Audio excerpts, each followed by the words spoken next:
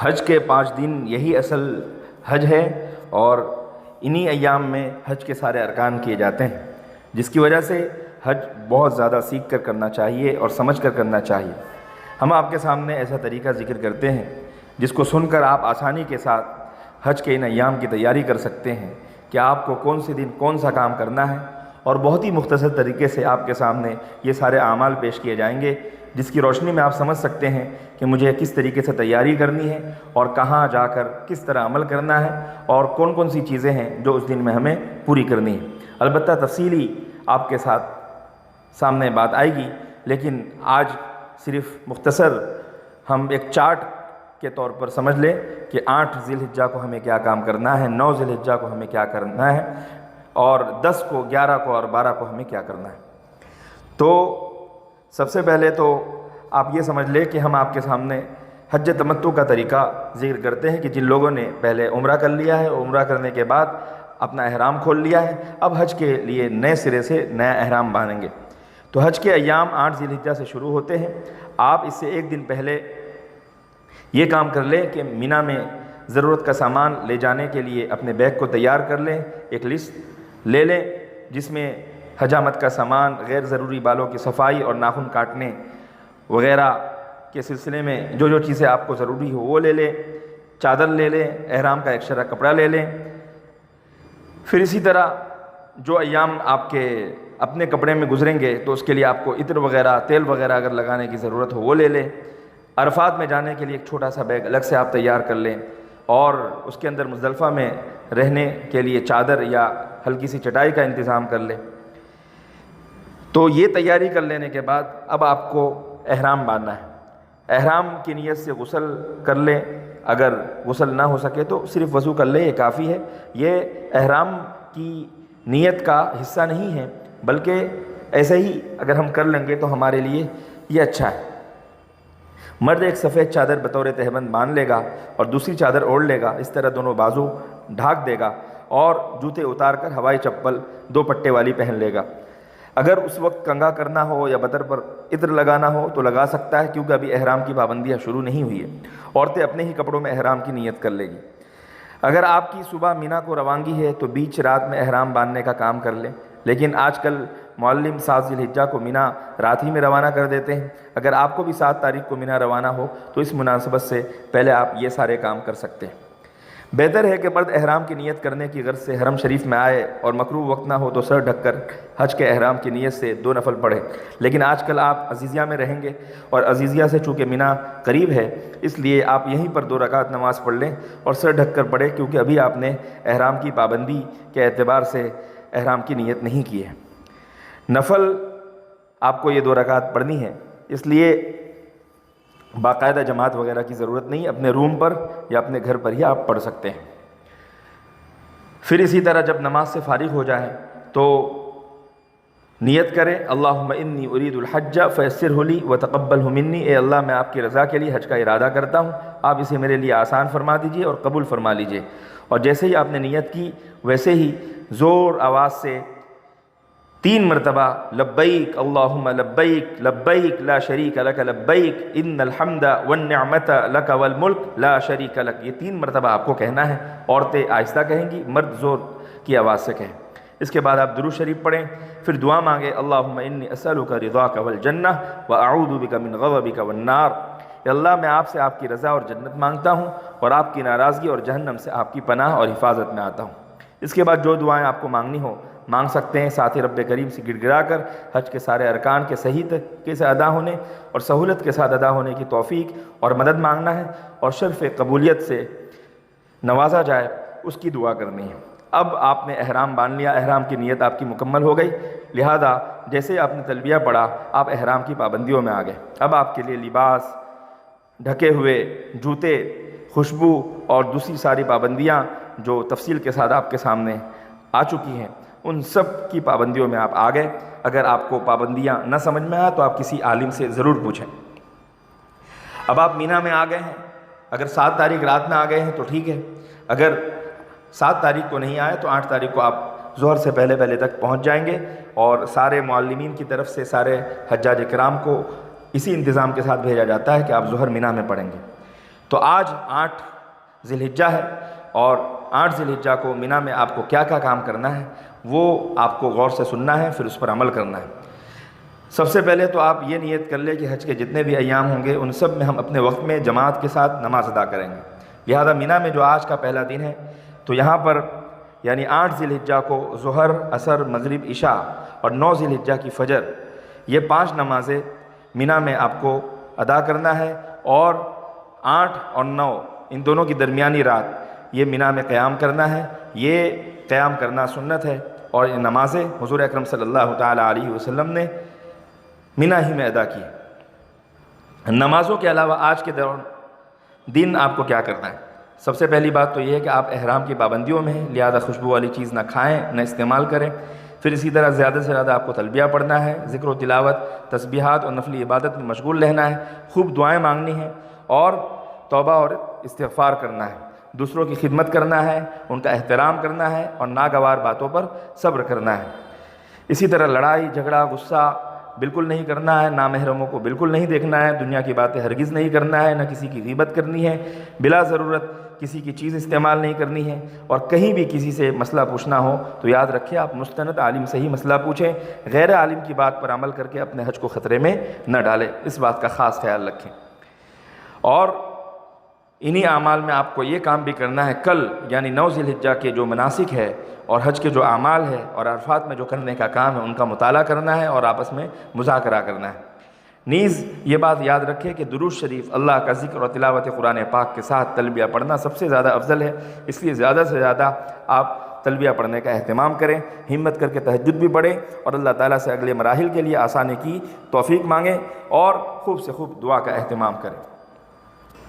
آج حج کا دوسرا دن یعنی 9 ذی الحجہ ہے۔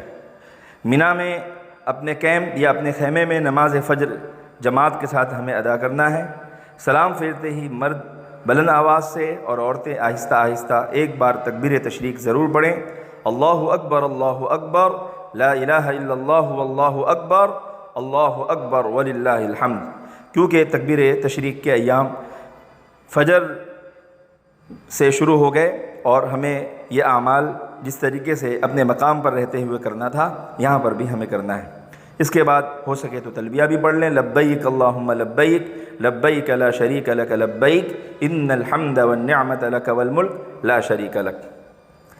مستحب یہ ہے کہ تلبیہ جب بھی پڑھے تو 3 مرتبہ پڑھے، اور اس کے بعد درود شریف پڑھ لیں، اور ساتھ میں یہ دعا بھی پڑھ لیں، اللہم انی اسألک رضاک والجنہ واعوذ بک من غضبک والنار۔ اب آپ کو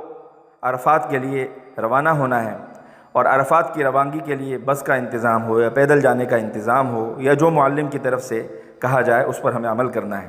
راستے میں زیادہ سے زیادہ تلبیہ پڑھتے رہنا ہے، دنیا کی غیر ضروری باتوں سے پرہیز کرنا ہے۔ آج کا دن بہت ہی زیادہ اہم ہے۔ زوال کے بعد اگر ہم عرفات پہنچ جائیں تو بہت بہتر، اگر پہلے پہنچ جائے تو یہ بھی جائز، پھر اگر آسانی سے ہو سکے تو غسل کر لیں، اگر غسل ممکن نہ ہو تو وضو کر لیں۔ آپ یہ بات یاد رکھیں کہ اپنا عمل کرنے کے چکر میں دوسروں کو نقصان نہ پہنچائے، کیونکہ آج کے دن دوسرے کو نقصان پہنچانا، کسی کا دل دکھانا، یہ بھی بہت بڑے گناہ کا باعث ہے، اس لیے اس سے بھی بچنا ضروری ہے۔ یہ سب مستحب اور افضل اعمال میں ہے۔ باقی یہ ہے کہ جب ہم غسل کریں یا وضو کریں تو یاد رکھیں کہ صابن وغیرہ ہم استعمال نہ کریں، اور اسی طرح عرفات میں جانے کے بعد فوراً ہم یہ بھی انتظام کر لیں کہ کھانے اور دیگر ضروریات سے فارغ ہو جائیں۔ میدان عرفات میں جو مسجد نمرہ ہے اس کے امام صاحب آج 9 تاریخ کو ظہر اور عصر کی نمازیں ظہر ہی کے وقت میں ایک ساتھ پڑھائیں گے، اور اس میں پہلے ظہر کی فرض پڑھائیں گے، بعد میں عصر کی فرض پڑھائیں گے۔ جو حجاج کرام مسجد نمرہ میں امام صاحب کے پیچھے نماز پڑھیں یا ان کی ابتدا میں پڑھیں، ان کو یہ دونوں نمازیں اکٹھی ملا کر پڑھنی ہیں۔ لیکن اگر کوئی شخص مسجد نمرہ کے امام کے پیچھے نماز نہیں پڑھ رہا بلکہ وہ اپنے خیمے میں ہی اکیلا یا کیمپ میں ہونے والی جماعت کے ساتھ پڑھتا ہے تو اس صورت میں وہ دونوں نمازیں اکٹھی نہیں پڑھے گا، بلکہ ظہر کی نماز ظہر کے وقت میں اور عصر کی نماز عصر کے وقت میں پڑھے گا، اس لیے کہ دونوں نمازیں اکٹھی پڑھنے کی شرط یہ ہے کہ وہ نمازیں مسجد نمرہ کے امام کے ساتھ پڑھی جائیں۔ لیکن آج کل چونکہ مسجد نمرہ میں نماز پڑھنے میں کچھ پیچیدگیاں ہیں، اس لیے علماء حضرات کا مشورہ یہی ہے کہ وہاں جانے کے بجائے اپنے کیمپ ہی میں اور اپنے خیمے ہی میں ظہر کے وقت میں ظہر اور عصر کے وقت میں عصر کی نماز ادا کر لیں۔ باقی یہ ہے کہ جو لوگ اگر ساتھ میں پڑھنا چاہیں تو ان کے ساتھ لڑائی جھگڑا یا مسائل کا اختلاف نہ کریں، جس کو جیسی بشاشت ہو اس پر وہ عمل کر سکتا ہے۔ اور یاد رکھیں میدان عرفات میں چونکہ ایک لمبا سا خیمہ ہوتا ہے، کئی مرتبہ عورتیں بھی ساتھی میں ہوتی ہے، تو نامحرموں سے نگاہوں کی حفاظت کرے، کوئی پریشانی ہو تو اللہ تعالیٰ سے ضرور مدد مانگے، اپنے حج کو اور خاص طور سے آج کے عمل کو بالکل خراب نہ کریں۔ ظہر کا وقت ہوتے ہی ظہر آپ اپنی جماعت کے ساتھ ادا کریں یا اکیلے ادا کریں، فرضوں کا سلام پھیرتے ہی تکبیر تشریق پڑھیں گے، پھر تلبیہ پڑھیں گے اور وقوف عرفات کے اعمال میں ہم مشغول ہو جائیں گے۔ زوال ہوتے ہی وقوف عرفات کا وقت شروع ہو جاتا ہے۔ وقوف کے لفظی معنی ٹھہرنے کے ہیں، اور وقوف عرفات سے میدان مراد ہے، یعنی عرفات کا میدان۔ وقوف عرفات کا اصل وقت 9 ذی الحجہ کے زوال کے بعد سے لے کر 10ویں ذی الحجہ کی صبح صادق تک ہے۔ ہو سکے تو آج کے دن اتنے وقت کے لیے ہم اپنے موبائل وغیرہ کو بالکل بند کر دیں تاکہ عرفات کے نورانی فضا سے آپ لمحہ بھر بھی باہر نہ ہو سکے۔ وقوف عرفات کا طریقہ تو یہی ہے کہ جب ظہر کی نماز پڑھ کر فارغ ہو جائیں تو جو طبیعت چاہے ذکر و تلاوت اور دعا کریں۔ یہاں کے لیے کوئی خاص ذکر مقرر نہیں ہے،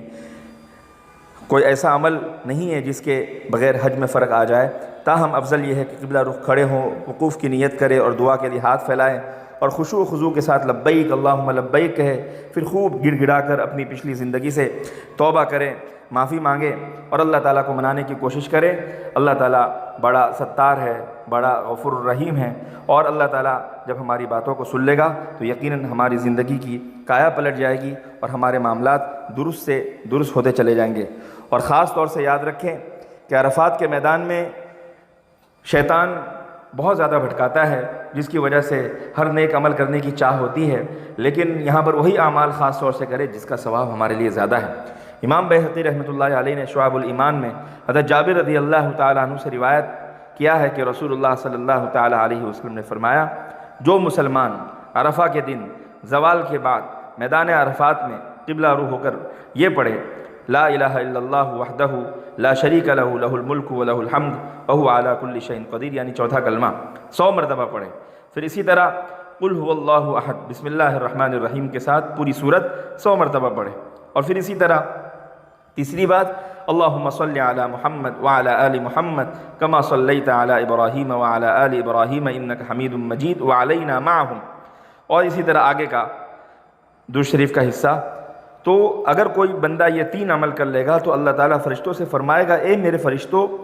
اس بندے کی کیا جزا ہے، اس کا کیا بدلہ ہے جس نے میری تسبیح و تحلیل، تکبیر و تعظیم اور تعریف و ثنا کی اور میرے رسول اکرم صلی اللہ تعالیٰ علیہ وسلم پر درود بھیجا۔ یہ فرشتوں تم گواہ رہو، میں نے اس کو بخش دیا اور اس کی سفارش قبول کر لی، اور اگر وہ اہل عرفات کے لیے سفارش کرتا تو بھی قبول کرتا۔ پھر اسی طرح اور بھی دعائیں ہیں، جیسے حزب الاعظم جو دعاؤں کا ذخیرہ ہے اور حدیث مقبول سے دعائیں ہیں اس کے اندر، اور تیسرا کلمہ بھی ہم پڑھ سکتے ہیں سبحان اللہ والحمد للہ ولا الہ الا اللہ واللہ اکبر، اور اسی طرح استغفر اللہ ربی من کل ذنب واتوب الیہ۔ اگر اتنی بڑی آیتیں یا اتنے بڑے کلمے یاد نہ ہوں تو صرف سبحان اللہ یا استغفر اللہ کہہ لیں تو بھی کافی ہے۔ آج کے دن کی کوتاہی کبھی پوری نہ ہو سکے گی، اس لیے زیادہ سے زیادہ عبادت میں مشغول رہیں، کوئی لمحہ بھی غفلت میں نہ گزرے۔ زوال سے مغرب تک بہت وقت رہتا ہے۔ حضرت عبداللہ بن عمر رضی اللہ تعالیٰ عنہ سے منقول ہے، عرفات میں رسول اللہ صلی اللہ تعالیٰ علیہ وسلم عصر کی نماز سے فارغ ہو کر ہاتھ اٹھا کر وقوف میں مشغول ہو جاتے اور یہ دعا پڑھتے، اللہ اکبر وللہ الحمد، اللہ اکبر وللہ الحمد، اللہ اکبر وللہ الحمد، لا الہ الا اللہ وحدہ لا شریک لہ لہ الملک ولہ الحمد، اللہم اہدنی بالہدی ونقنی بالتقوی واغفر لی فی الآخرۃ والأولی۔ اس طریقے سے ہم دعا کر سکتے ہیں، جس کا ترجمہ یہ ہے اللہ سب سے بڑا ہے اور اللہ ہی کے لیے ساری تعریف ہے، اللہ سب سے بڑا ہے اور اللہ کے لیے ہی ساری تعریف ہے، اللہ سب سے بڑا ہے، اللہ ہی کے لیے ساری تعریف ہے، اللہ کے سوا کوئی معبود نہیں، وہ اکیلا ہے، اس کا کوئی شریک نہیں، اسی کا تمام ملک ہے اور اسی کی ساری تعریفیں ہیں۔ اے اللہ تو اپنی ہدایت سے مجھے ہدایت دے اور پرہیزگاری سے مجھے پاک و صاف کر دے اور دنیا اور آخرت میں میری مغفرت کر دے۔ اسی طرح حضرت علی رضی اللہ تعالیٰ عنہ سے روایت ہے حضور اقدس صلی اللہ تعالیٰ علیہ وسلم نے فرمایا عرفات میں میری اور مجھ سے پہلے انبیاءوں کی اکثر دعا یہی رہی ہے، لا الہ الا اللہ وحدہ لا شریک لہ لہ الملک و لہ الحمد وهو على كل شيء قدير اللهم اجعل في سمعي نورا وفي بصري نورا وفي قلبي نورا اللهم اشرح لي صدري ويسر لي أمري وأعوذ بك من وساوس الصدر وشتات الأمر وعذاب القبر اللهم إني أعوذ بك من شر ما يلج في الليل وشر ما يلج في النهار وشر ما تهب به الريح وشر بوائق الدهر۔ اللہ تعالیٰ کے سوا کوئی عبادت کے لائق نہیں، وہ یکتا ہے، اس کا کوئی شریک نہیں، اسی کا ملک ہے، اسی کی حکومت ہے، اسی کے لیے ساری تعریفیں ہیں اور وہ ہر چیز پر قادر ہے۔ اے اللہ تو میرے کانوں میں نور، آنکھوں میں بھی نور اور میرے دل میں بھی نور پیدا کر دے۔ اے اللہ تو میرا سینہ کھول دے، میرا دنیا اور آخرت کا ہر کام آسان کر دے۔ میں تیری پناہ مانگتا ہوں زندگی میں دل کے وسوسوں سے اور کام کی پراگندی اور پریشانی سے اور مرنے کے بعد قبر کے عذاب سے۔ کہ اللہ میں تیری پناہ لیتا ہوں ہر اس چیز کے شر سے جو رات میں داخل ہو، اور ہر اس چیز کے شر سے جو دن میں پیش آئے، اور ہر اس چیز کے شر سے جو ہوائیں اپنے ساتھ بلائیں لاتی ہیں، اور پناہ چاہتا ہوں زمانے کی ہلاکت خیزیوں سے۔ اور اسی طرح آپ حضور اکرم صلی اللہ تعالیٰ علیہ وسلم پر کثرت کے ساتھ درود شریف پڑھیں، اور پھر خاص طور سے ہم یہ بھی دعائیں کریں، اے اللہ یہاں پر آج تک جتنی دعائیں آپ کے انبیاء کرام علیہ الصلاۃ والتسلیم نے اور سرکار دو عالم حضور اکرم صلی اللہ تعالیٰ علیہ وسلم نے اور آپ کے صحابہ اور آپ کے مقبول ترین بندوں نے مانگی ہیں یا بتلائی ہے، وہ ساری دعائیں میرے حق میں اور پوری امت کے حق میں، میرے ماں باپ کے حق میں، میرے رشتہ داروں، غیر رشتہ داروں، دور کے قریب کے رشتہ داروں، سارے مسلمان مردوں عورتوں، بچوں اور بوڑھوں، اور اسی طرح حج میں آئے ہوئے سارے لوگوں کے حق میں قبول فرما۔ اور اے اللہ ہمیں اپنی رضا اور جنت عطا فرما، اور اپنی ناراضگی اور دوزخ سے ہم سب کی حفاظت فرما۔ اسی طرح غروب آفتاب تک خشوع و خضوع کے ساتھ ذکر و دعا میں لگے رہیں، اور غروب آفتاب سے پہلے میدان عرفات سے باہر نہ نکلیں۔ اگر نکل گئے اور واپس نہ آئے تو دم واجب ہو جائے گا۔ عرفات کے چند گھنٹے سارے حج کا نچوڑ ہے۔ خدا کے لیے ایک لمحے میں بھی اپنے آپ کو کسی دوسری چیز کے حوالے نہ کرے، ایک لمحہ بھی ضائع نہ کرے۔ یہاں کے لیے کوئی خاص ذکر مقرر نہیں اور کوئی خاص عمل ایسا نہیں جس کی بنا پر اگر وہ نہ کرے تو ہمارا حج نہ ہو، یا وہ ذکر نہ کرے تو ہمارا حج خراب ہو جائے۔ تاہم اللہ تعالیٰ کے سامنے گڑ گڑاتے ہوئے، آنسو بہاتے ہوئے دعا کرنا، توبہ استغفار کرنا، یہی اصل عمل ہے۔ لیکن چونکہ ہم جیسے عام لوگوں کے لیے اتنی دیر تک جم کر اللہ تعالیٰ کی طرف مکمل توجہ کے ساتھ دعائیں مانگنا مشکل ہے، اس لیے ہم یہ بھی کر سکتے ہیں، کچھ دیر دعا کر لے، کچھ دیر اللہ کا ذکر کر لے، کچھ دیر درود شریف پڑھ لیں، چہل قدمی کے ساتھ پڑھ لیں، کھڑے ہو کر پڑھ لیں، بیٹھ کر پڑھ لیں، لیٹے لیٹے پڑھ لیں، اور پھر اسی طرح عظمت شان اللہ تعالیٰ کا اور بے انتہا قدرت کا خیال کرتے ہوئے اپنے دل میں ایک استحضاری کیفیت بنائیں اور اس کے اندر روئیں، گڑ گڑائیں اور زیادہ سے زیادہ عاجزی کریں، اللہ تعالیٰ سے مانگے۔ اور عرفات میں حاضر ہونے والوں کے لیے مغفرت اور دعا کی قبولیت کے جو وعدے حضور اکرم صلی اللہ تعالیٰ علیہ وسلم کے ذریعے ہم تک پہنچے ہیں، ان کا کامل یقین رکھیں۔ پہلے اللہ پاک سے گناہوں کی معافی مانگیں، ہر طرح کے اور ہر منزل کے مواخذہ اور عذاب سے نجات مانگیں، اور مغفرت بے حساب کا سوال کریں۔ اپنے سیاہ کاریوں اور تباہ کاریوں کو یاد کر کے خوب روئیں، پھوٹ پھوٹ کر روئیں، اور روتے روتے بالکل تھک جائیں پھر بھی روئیں۔ اللہ اور اس کے رسول کے بعد اس دنیا میں آپ کے ماں باپ جو آپ کے سب سے بڑے محسن ہیں، ان کے لیے دعائیں کریں۔ پھر اسی طرح جنہوں نے کبھی آپ پر احسان کیا اور کبھی بھی آپ کو محبت کی نظر سے دیکھا، ان سب کے لیے دعائیں کریں۔ جو بھی آپ کے مخلص ہے، اپنے عزیزوں اور رشتہ داروں اور جاننے والوں کے لیے دعا کریں۔ سب ایمان والوں اور ایمان والیوں کے لیے دعا کریں، اور ان سب کے علاوہ دین کی پھر سے سرسبزی اور شادابی اور عظمت رفتہ، اور اپنے نسلوں کے لیے، اپنے مسلمانوں کے لیے اور اسلام کے ساتھ تعلق جڑے رہنے کے لیے اللہ تعالیٰ سے خوب رو رو کر دعا کریں، اور پوری امت کی ہدایت مانگیں۔ اور آج کل جس حالات سے ہم دوچار ہیں، ان سب کے لیے خوب دعا مانگیں اور روئیں کہ اللہ مال کی، جان کی، عزت کی، آبرو کی، مساجد کی، مدارس کی، شاعر اسلام کی، اور ہمارے عقیدے کی، ہمارے ذہن و خیالات کی ہر طرح سے مولا کریم حفاظت فرما، اور مسلمانوں کے خلاف، اسلام کے خلاف ہونے والی تمام سازشوں کو ناکام فرما، اور مسلمانوں کی ہر قسم کے شر سے، برے دن سے، بری صبح سے، برے وقت سے، برے دوستوں سے، برے پڑوسیوں سے اے اللہ حفاظت فرما۔ اور اس موقع پر رسول اکرم صلی اللہ تعالیٰ علیہ وسلم کی عمر بھر کی ان محنتوں کو بالکل نہ بھولے جو دین کے پھیلانے اور بندوں کا رشتہ اللہ سے جوڑنے کی راہ میں آپ نے فرمائی۔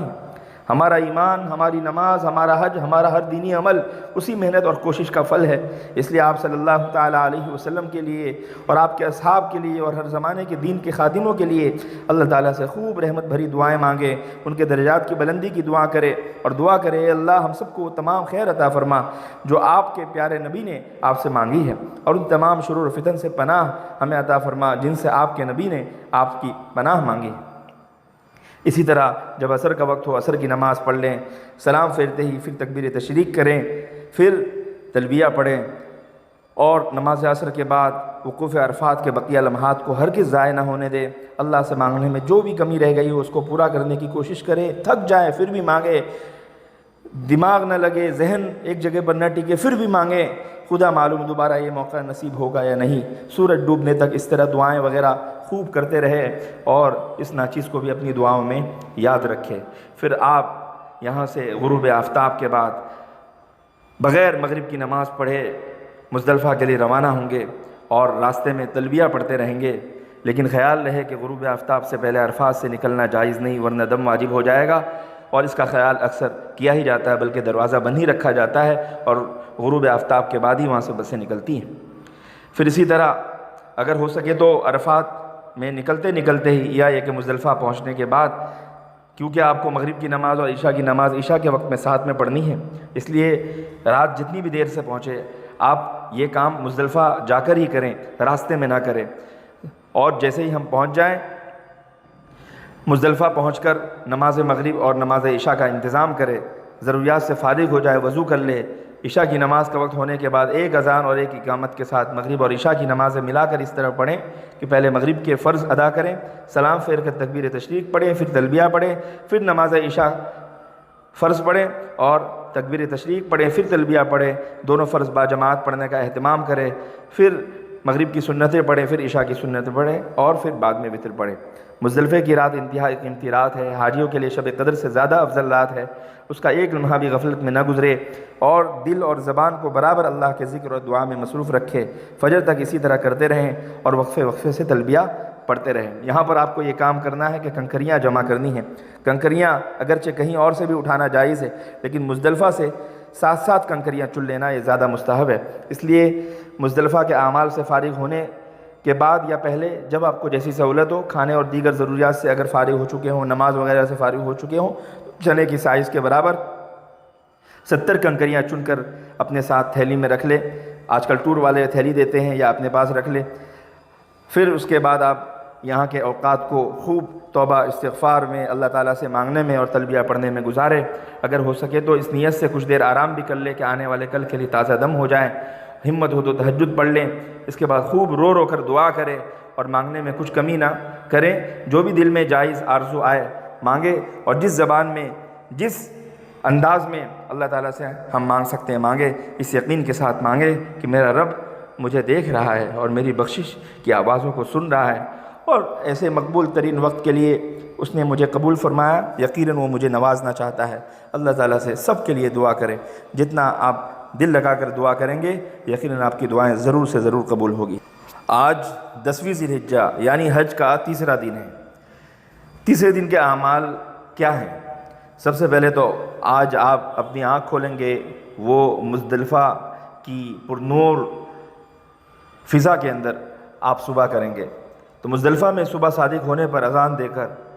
سنت پڑھ لیں، اور سنت پڑھنے کے بعد اندھیرے میں ہی فجر کی نماز با جماعت پڑھیں، سلام پھیر کر تکبیر تشریق پڑھیں، پھر تلبیہ پڑھیں، تکبیر تشریق اللہ اکبر لا الہ الا اللہ واللہ اکبر وللہ الحمد، یہ پڑھنا ضروری ہے۔ پھر اسی طرح اس کے بعد تلبیہ پڑھیں، لبیک اللہم لبیک لبیک لا شریک لک لبیک ان الحمد والنعمت لک والملک لا شریک لک۔ وقوف مزدلفہ دعاؤں کی قبولیت کا خاص موقع ہے اور اس کا وقت نماز فجر سے سورج نکلنے تک ہے، لہذا وقوف مزدلفہ میں اپنے وقت کو ضائع نہ کرے، اور یہ جو تھوڑا سا وقت یعنی صبح صادق سے لے کر طلوع شمس تک،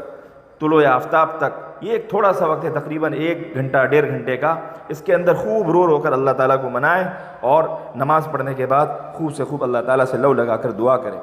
نماز فجر کے بعد قبلے کی طرف منہ کر کے بیٹھ جائیں اور وقوف کی نیت کرے، جس میں دعائیں مانگے، گناہوں سے توبہ کرے اور وقفے وقفے سے تلبیہ پڑھتے رہیں۔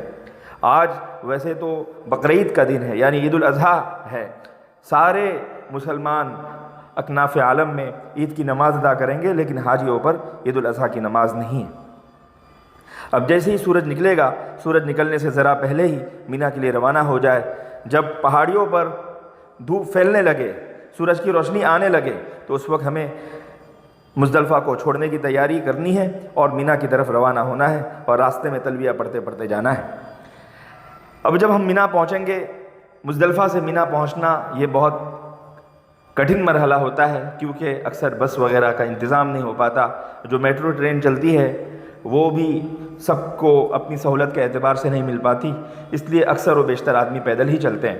اب یہ صبح صبح چونکہ دھوپ کی روشنی تیز ہوتی چلی جاتی ہے اور آدمی کی محنت بھی زیادہ ہوتی چلی جاتی ہے، اس لیے ساتھ میں پانی ضرور رکھے، اسپرے واٹر ضرور رکھے، اور پھر اسی طرح سامان جتنا ہلکا ہو اتنا ہی آپ آسانی کے ساتھ، عافیت کے ساتھ چل سکیں گے۔ اور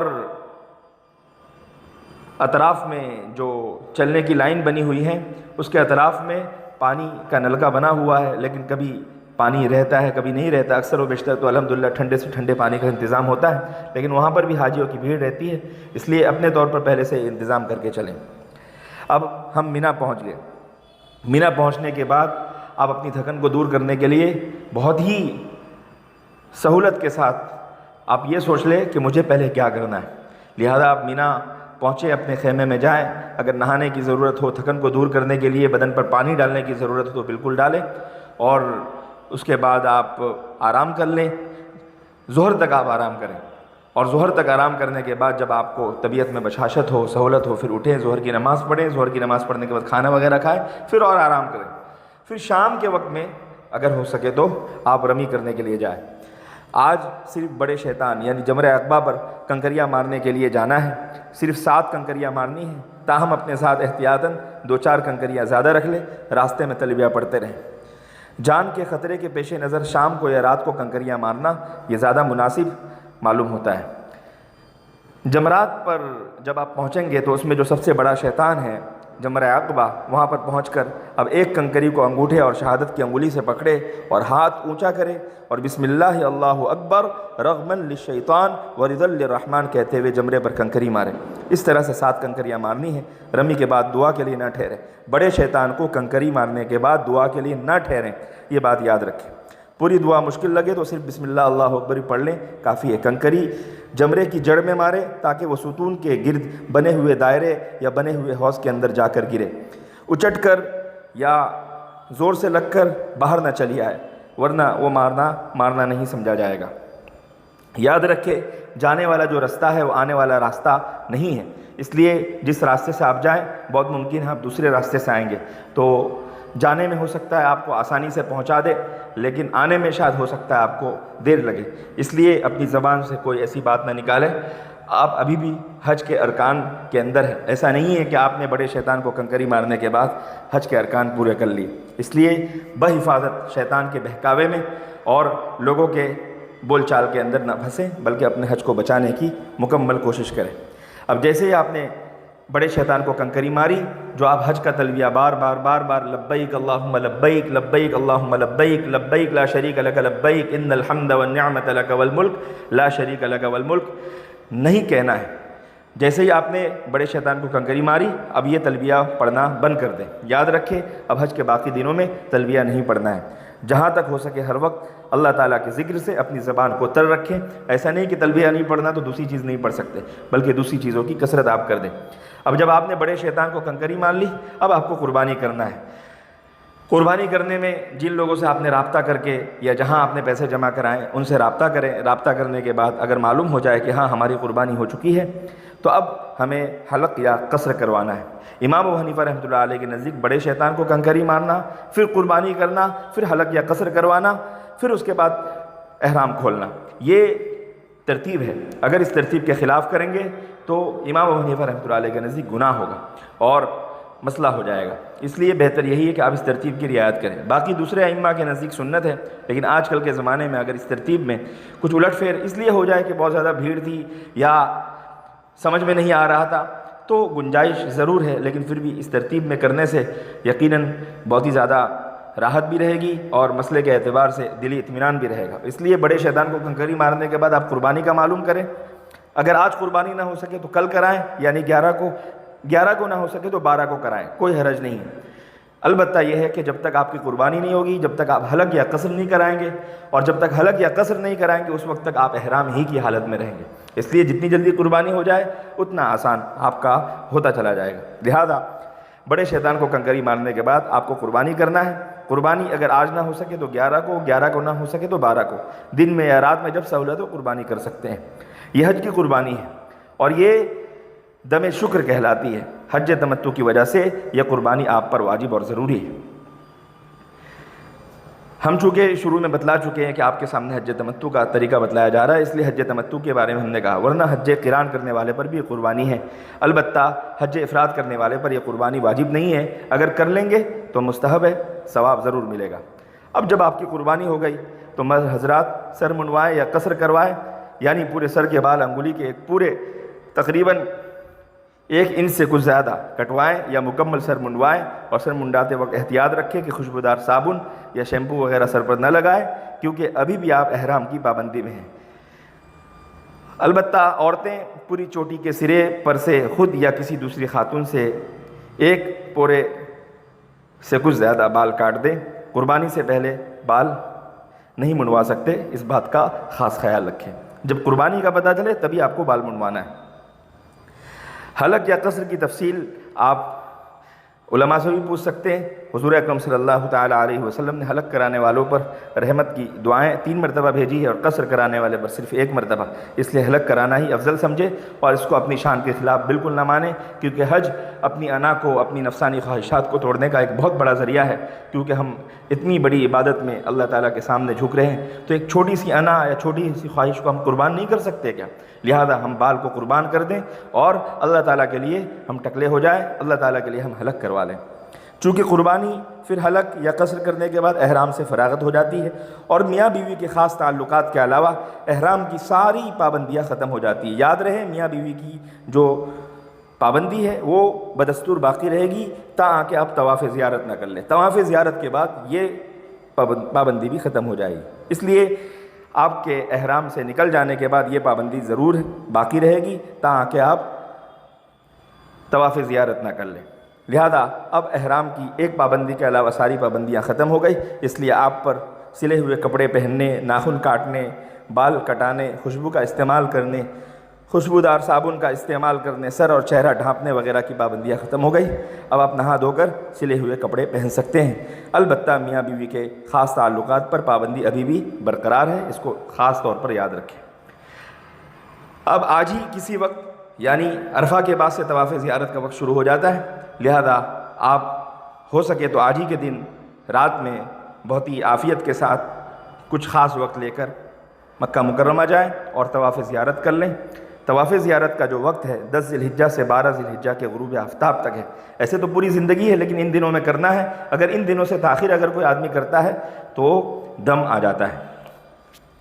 طواف زیارت ہمیں کیسے کرنا ہے؟ تو طواف کا جو طریقہ ہے وہ آپ کو معلوم ہی ہے کہ وضو کر کے حرم میں جائیں، پہلے سیدھا پاؤں اندر رکھیں اور پڑھیں بسم اللہ والصلاۃ والسلام علی رسول اللہ اللہم افتح لی ابواب رحمتک، اور جتنی دیر حرم میں رہیں اعتکاف کی نیت کر لیں تو اچھا ہے۔ مثلا یہ نیت کر لے کہ اے اللہ میں جتنی دیر اس مسجد میں ہوں اتنی دیر کے لیے میرا اعتکاف ہے۔ اسی طرح جب بیت اللہ پر پہلی نظر پڑے یا جب بھی نظر پڑے تو اللہ اکبر لا الہ الا اللہ واللہ اکبر کہیں، پھر دونوں ہاتھ اٹھا کر خوب دعائیں مانگیں کیونکہ یہ دعا کی قبولیت کا خاص موقع ہے۔ پھر باوضو ہونا ضروری ہے کیونکہ بے وضو یا جنابت یا حیض و نفاس کی حالت میں طواف کرنا سخت گناہ ہے۔ اب آپ حجر اسود کے بائیں طرف کھڑے ہوں اور خانہ کعبہ کی طرف منہ کر کے نیت کریں، اے اللہ میں آپ کی رضا کے لیے حج کے طواف کی نیت کرتا ہوں۔ یہ طواف زیارت ہے، یہ حج کا رکن ہے اور یہ بہت ضروری ہے۔ اے اللہ آپ اس کو میرے لیے آسان فرما دیجئے اور قبول فرما لیجئے۔ اب تھوڑا سا ہٹ کر حجر اسود کی سیدھ میں آ جائیں اور جس طرح نماز شروع کرتے وقت کیا جاتا ہے اسی طرح دونوں ہاتھ کانوں تک اٹھا کر، عورتیں صرف کندھوں تک اپنے ہاتھوں کو اٹھا کر یہ کہیں بسم اللہ اللہ اکبر، بسم اللہ اللہ اکبر وللہ الحمد، اور ہاتھ چھوڑ دیں۔ پھر اسی جگہ کھڑے ہو کر دوبارہ بسم اللہ اللہ اکبر وللہ الحمد کہتے ہوئے حجر اسود کا استلام کریں یا استلام کا اشارہ کر کے اپنی ہتھیلیوں کو چوم لیں۔ اب اسی جگہ پر کھڑے کھڑے ہی اس طرح رخ تبدیل کریں کہ کعبہ شریف آپ کے بائیں طرف ہو جائے اور طواف شروع کر دیں رمل کے ساتھ۔ اگر ہجوم کی وجہ سے دوسروں کو تکلیف ہو تو رمل نہ کریں، عورتیں البتہ رمل نہیں کریں گی۔ اب طواف کی دعائیں ہیں۔ حضور اکرم صلی اللہ تعالیٰ علیہ وسلم نے تین دعائیں اکثر طواف میں مانگی ہیں۔ ربنا آتنا فی الدنیا حسنہ وفی الآخرۃ حسنہ وقنا عذاب النار، یہ ایک دعا ہوئی۔ دوسری دعا ہے اللہم انی اسألک العفو والعافیہ فی الدنیا والآخرہ۔ تیسری دعا ہے اللہم انی اعوذ بک من الکفر والفاقۃ ومواقف الخزی فی الدنیا والآخرہ۔ اگر کوئی دعا یاد نہ ہو، سبحان اللہ والحمد للہ ولا الہ الا اللہ واللہ اکبر پڑھتے رہیں۔ اگر کوئی خاموشی کے ساتھ طواف کرے تب بھی اس کا طواف ہو جاتا ہے۔ یہ دعائیں مانگنے اور قبولیت کا مقام ہے، اس لیے یہ دعائیں مانگی جاتی ہیں۔ باقاعدہ اگر آپ کو قرآن پاک کی کوئی سورت یاد ہو تو اس کو بھی آپ پڑھ لیں۔ اسی طرح اگر 7 سورت کی آپ اگر ترتیب بنا لیں یا 7 دعا کی اگر آپ ترتیب بنا لیں تو 7 چکر میں آپ ہر دعا مانگ سکتے ہیں اور آپ کے طواف کے اندر بھول بھی نہیں ہوگی۔ البتہ یاد رہے کہ اسی طرح چلتے چلتے جب آپ دوبارہ حجر اسود کی سیدھ میں پہنچیں گے تو 1 چکر پورا ہوگا، 3 چکر کے بعد رمل آپ کو بند کرنا ہے اور باقی چکر اپنی عام رفتار سے چلنا ہے۔ 7 چکر پورے ہونے پر پھر 1 مرتبہ استلام یا استلام کا اشارہ کر کے طواف کو ختم کرنا ہے۔ پھر طواف کے بعد آپ کو مقام ابراہیم پر یا ورنہ جہاں آپ کو موقع ملے وہاں پر طواف کے بعد کی 2 رکعت واجب الطواف نماز ادا کرنا ہے، پھر اس کے بعد دعا کرنا ہے۔ اب اگر کسی کو ملتزم پر جانے کا موقع ملے یا پہلے ہی جانے کا اگر موقع ملے کوئی حرج نہیں، جا سکتا ہے، وہاں پر دعا کر سکتا ہے، لیکن اگر زیادہ ہجوم ہو تو دور رہ کر ہی دعا کرے۔ پھر اسی طرح آب زمزم کے پاس آئیں، قبلہ رخ ہو کر کھڑے ہو کر بسم اللہ الرحمن الرحیم پڑھ کر سیدھے ہاتھ سے 3 گھونٹ میں زمزم پانی پیے، پھر الحمدللہ کہے اور یہ دعا مانگے اللہم انی اسألک علما نافعا ورزقا واسعا وشفاء من کل داء۔ یہ دعا صحابہ سے ثابت ہے۔ اب یہ سارے کام جو حرم شریف کے تھے وہ آپ کا ہو گیا۔ اب سعی کے لیے روانہ ہوتے وقت ایک بار پھر حجر اسود کی سیدھ میں کھڑے ہو کر استلام کرنا ہے اور صفا پہاڑی کی طرف چلنا ہے۔ اب آپ صفا پہاڑی کے پاس آ گئے۔ صفا پہاڑی یہ حرم کا حصہ نہیں، حرم سے باہر کا حصہ ہے، لہذا اگر عورتیں اپنے ایام میں ہوں تو صفا پہاڑی کے پاس جا سکتی ہے، البتہ حرم شریف کے اندر داخل نہیں ہو سکتی۔ صفا پر سعی کی نیت کرنا ہے، اللہ میں آپ کی رضا کی خاطر صفا اور مروہ کے درمیان سعی یعنی 7 پھیرے لگانے کا ارادہ کرتا ہوں، آپ اس کو میرے لیے آسان فرما دیجیے، قبول فرما لیجیے۔ پھر اللہ کی حمد و ثنا بیان کر کے ہاتھ اٹھا کر خانہ کعبہ کی طرف رخ کر کے خوب دعائیں مانگنی ہیں۔ پھر اسی طرح صفا سے اتر کر مروہ کی طرف چلیں، ہرے ستون یا ہرے لائٹوں کے درمیان رفتار سے دوڑ کر چلنا ہے، البتہ عورتیں اپنی عام رفتار سے چلیں۔ پھر ہاتھ اٹھا کر آپ یہ دعا مانگ سکتے ہیں بسم اللہ اللہ اکبر وللہ الحمد، اور ہاتھ اگر چھوڑنا ہے تو چھوڑ دیں۔ پھر اسی جگہ کھڑے ہو کر دوبارہ بسم اللہ اللہ اکبر، یا آپ کوئی بھی دعا مانگنا چاہیں، خاص طور سے صفا اور مروہ کے درمیان مانگنے کے لیے ایک مسنون دعا ہے رب اغفر وارحم انک انت الاعز الاکرم، رب اغفر وارحم انک انت الاعز الاکرم۔ پھر اسی طرح مروہ پر پہنچ کر قبلہ رخ ہو کر اسی طرح دعائیں کرنا ہے جیسے صفا پر آپ نے کی۔ یہ سعی کا 1 پھیرا ہو گیا، یعنی صفا سے مروہ 1 چکر، پھر مروہ سے سعی یہ دوسرا چکر، ایسے آپ کو 7 چکر لگانے ہیں۔ تو اس طرح 7 پھیرے آپ کو پورے کرنے ہیں۔ ہر پھیرے میں جب صفا یا مروہ پر پہنچیں گے تو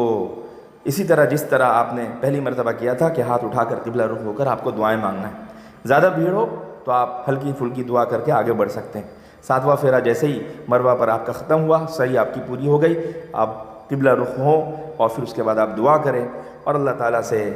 خوب لو لگا کر مانگے، کیونکہ اللہ تعالیٰ نے آپ کے حج کے سارے ارکان کو پورے کروا دیے، کیونکہ یہ صحیح ختم ہوتے ہی آپ کا طواف زیارت والا عمل پورا ہو گیا۔ اب جو آج کا عمل تھا وہ سب الحمدللہ ختم ہو گیا۔ طواف زیارت اگر آج آپ نے نہیں کی تو کل کر لیجئے، یعنی 11 ذی الحجہ کو کر لیجئے۔ کل اگر آپ سے نہ ہو سکا تو 12 ذی الحجہ مغرب سے پہلے تک کر لیجئے۔ البتہ عورتوں کے مسائل الگ ہے، وہ علماء سے پوچھ سکتے ہیں، یا باقاعدہ ایک مخصوص بیان اس کا آپ کے سامنے ہوگا جس میں آپ اسے سمجھ سکتے ہیں۔ آج آپ نے جتنے اعمال کیے اس کی قبولیت کی خاص طور سے آپ کو دعا مانگنی ہے، اور بہت ہی زیادہ لجاجت کے ساتھ کہ اللہ زندگی میں آپ نے یہ جو موقع دیا، ہر سال ہمیں یہ موقع عطا فرمائیے۔ حج کا چوتھا دن یعنی 11 ذی الحجہ،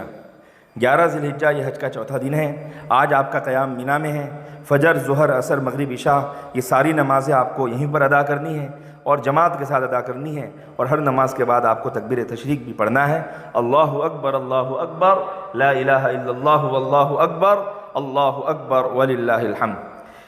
اگر آپ نے 10 ذی الحجہ کو بڑے شیطان کو کنکری مارنے کے بعد قربانی نہیں کیا تھا تو اس کی تیاری ابھی آپ شروع کر دیں،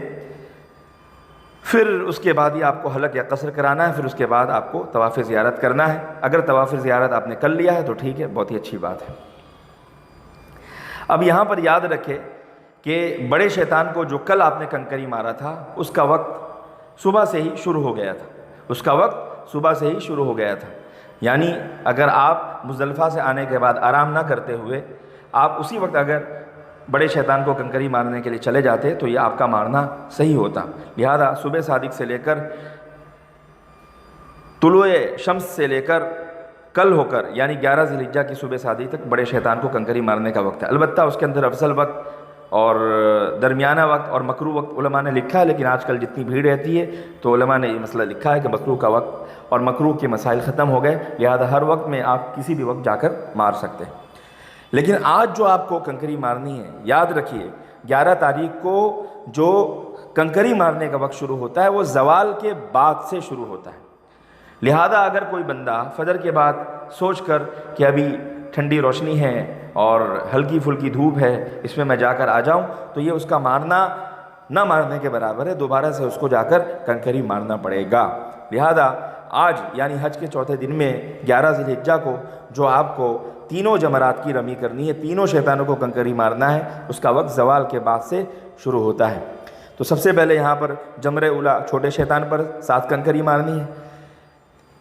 البتہ جب آپ کنکری مار لیں پہلے شیطان کو تو تھوڑا سا آگے آئیں، آگے آنے کے بعد قبلہ رخ ہو کر ہاتھ اٹھا کر اللہ تعالیٰ سے دعا مانگیں۔ اسی طرح درمیانی شیطان پر آئیں، 7 کنکری مارے اور رمی کرنے کے بعد آپ دعا کریں۔ لیکن جب تیسرے شیطان کو آپ کنکری ماریں گے تو 7 کنکری جیسے آپ کی پوری ہوگی، جمرہ عقبہ کی جیسے آپ رمی کر لیں گے، تو یہاں پر آپ دعا کے لیے نہیں ٹھہریں گے۔ غیر معذور کو خود آ کر رمی کرنی ضروری ہے، اس کے لیے دوسرے سے رمی کرانا یا دوسرے کو وکیل بنانا یہ جائز نہیں ہے۔ اور معذور وہ شخص ہے جو کھڑا ہو کر نماز نہ پڑھ سکتا ہو اور جمرات تک پیدل یا سوار ہو کر آنے میں سخت تکلیف یا مرض بڑھ جانے کا اندیشہ ہو۔ باقی اس کے علاوہ صرف تھکن کی وجہ سے اگر کوئی آدمی جمرات تک نہ آئے اور وہ کنکری نہیں مارتا ہے تو اس کا کنکری نہ مارنا یہ گناہ والا عمل مانا جائے گا اور اس کی طرف سے ادا نہیں مانا جائے گا۔ آج جو آپ نے شیطان کو کنکری مارا یہی صرف آج کا کام ہے، باقی کوئی حج کا عمل آپ کو نہیں کرنا ہے، لہذا ذکر و تلاوت میں قرآن پاک کو پڑھنے میں اپنے وقت کو مصروف رکھیں۔ آج حج کا 5واں دن ہے یعنی 12 ذی الحجہ ہے۔ مینا میں آج آپ کو کیا کرنا ہے؟ 10 ذی الحجہ کے نامکمل کام ابھی بھی آپ کے اگر باقی ہیں، جیسے قربانی کرنا، تو قربانی اگر نہ کی ہو تو ظاہر سی بات ہے حلق یا قصر بھی آپ کا نہیں ہوا ہوگا، تو قربانی کا پہلے انتظام کریں، قربانی کے بارے میں معلومات لیں، پھر حلق یا قصر کروائیں۔ اگر طواف زیارت بھی آپ کی باقی ہے تو طواف زیارت کے سلسلے میں یہ عرض ہے کہ آج یعنی 12 ذی الحجہ کی مغرب سے پہلے تک آپ کو ادا کرنا ہے۔ اگر بہت زیادہ ازدحام یا بھیڑ کی وجہ سے اگر آپ ادا نہیں کر سکے تو کم سے کم 4 چکر آپ کو طواف کے کرنے ہی ہیں، اگر نہیں کریں گے تو پھر مسائل ہے اس کے اندر کہ آپ کو دم دینا پڑے گا اگر تاخیر ہوتی ہے تو۔ ہاں، یہاں پر جو آپ مینا میں قیام کے دوران نمازیں پڑھ رہے ہیں وہ جماعت کے ساتھ پڑھیں گے اور ہر نماز کے بعد تکبیر تشریق بھی پڑھنا نہیں بھولیں گے۔ آج بھی کنکری مارنے کا وقت زوال کے بعد سے شروع ہوتا ہے، لہذا سب سے پہلے چھوٹے شیطان یعنی جمرہ اولیٰ پر 7 کنکریاں ماریں گے، پھر دعا کریں گے، پھر جمرہ وسطیٰ پر کنکریاں ماریں گے، پھر تھوڑا سا آگے بڑھ کر قبلہ رخ ہو کر دعا کریں گے، پھر جب بڑے شیطان کو کنکری ماریں گے تو اس کے بعد دعا نہیں کریں گے۔ ہجوم کی وجہ سے آپ رمی مغرب کے بعد بھی جا کر سکتے ہیں، اپنی جان کو خطرے میں ڈالنا نہیں چاہیے۔ اپنے وقت کو بالکل ضائع نہیں کرنا ہے، چلتے وقت، آتے وقت، جاتے وقت، ہر وقت اللہ تعالیٰ سے دعا کرتے رہنا ہے، ذکر و اذکار میں مشغول رہنا ہے، استغفار اور تسبیحات میں اپنے آپ کو لگائے رکھنا ہے۔ 12 ذی الحجہ کو رمی کے بعد مکہ مکرمہ واپس جانے کی اجازت ہے، لیکن اگر کوئی بندہ 13 ذی الحجہ کی صبح صادق تک مینا میں ٹھہرتا ہے تو 13 ذی الحجہ کو بھی تینوں جمرات کی رمی کرنا اس کے لیے ضروری ہے۔ اس کا اصل وقت تو زوال کے بعد سے ہی ہے، لیکن علماء نے گنجائش لکھی ہے کہ صبح میں بھی اگر کوئی آدمی رمی کرنا چاہے تو کر سکتا ہے۔ خاص طور سے ان اعمال میں اس بات کا خاص خیال رکھے کہ ازدحام اور بھیڑ وغیرہ میں اپنے وقت کو ضائع نہ کرے، اپنی نظروں کی حفاظت کرے، غیر محرموں کو بالکل نہ دیکھے، غلط کاموں سے بچنے کی بہت کوشش کرے۔ ایسا نہ ہو کہ اتنی محنت سے کیا ہوا سارا عمل آپ کا کسی ایک بڑے گناہ کی وجہ سے ضائع ہو جائے۔ عاجزی، انکساری اور خشوع اور خضوع کے ساتھ اللہ تعالیٰ کا شکر ادا کرتے ہوئے مکہ مکرمہ کی طرف واپس روانہ ہوں۔ راستے بھر میں استغفار کی کثرت رکھے، کوتاہیوں کی معافی مانگے اور حج کی قبولیت کی خاص طور سے دعا کرتے رہے۔ حج کا آخری کام وطن واپسی سے پہلے رخصتی کا طواف ہے، جسے طواف وداع کہا جاتا ہے، اور یہ طواف کرنا واجب اور ضروری ہے۔ لہذا جب تک آپ مکے میں رہیں گے آپ خوب سے خوب عمرہ کریں، طواف کریں، لیکن جب جانے لگے تو آپ کو یہ طواف کرنا واجب ہے۔ یہ طواف اگر آپ کر لیں گے تو حج کے سارے ارکان آپ کے پورے ہو گئے۔ اس طواف کے ساتھ آپ حاجی بن گئے۔ یہ طواف آپ اپنے عام کپڑوں میں کر سکتے ہیں۔ اس طواف کے بعد صفا اور مروہ کی سعی کرنا نہیں ہے۔ اللہ تعالی ہم سب کو مقبول ترین حاجیوں میں شامل فرمائے اور پوری امت مسلمہ کو اپنی دعاؤں میں ہرگز نہ بھولے، اور اس خاکسار فقیر کو جس کی آپ آواز سن رہے ہیں اس کے لیے بھی آپ دعا کریں۔ اللہ تعالیٰ اس کے والدین کی مغفرت فرمائے، اس کی اور اس کے بال بچوں کی، اس کی بیوی کی مغفرت فرمائے، اور پورے امت مسلمہ کی مغفرت فرمائے۔ اللہ تعالیٰ ہم سب کو اپنے مقبول ترین بندوں میں شامل فرمائے۔ جزاکم اللہ خیر و احسن الجزا۔